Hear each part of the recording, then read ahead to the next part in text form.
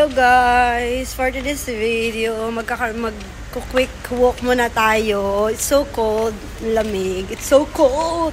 So, it's 6 a.m. in the morning. 6 a.m. 7 a.m. in the morning. So, maglalakad-lakad muna tayo para exercise. See ya! So, ito na nga guys. Nandito na tayo. Naglakad na tayo doon. Yan. So, kailangan natin mag-exercise kasi nakahiga lang tayo maghapon yesterday na bread. Ito yung masarap na bread. Butter and bread.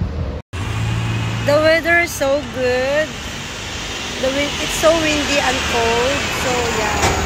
So, we need to do some walking. A little bit of walking to exercise because my knee is still hurting. So, yeah. Natatawid na tayo, guys. So, ayan na nga guys. Ito na. Pauwi na tayo from our walk. So, yes. It's nice to walk because sunny siya. Then, windy at malamig. It's cold.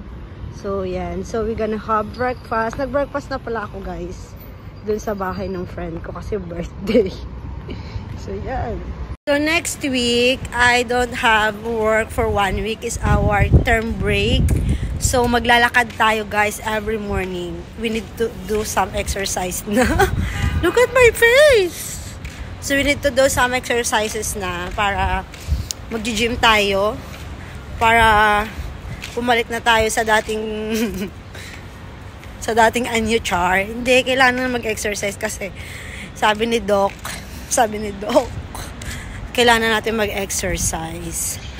So, for now, ito na at I'm going home kasi maliligo na naman ako and I'm going to church.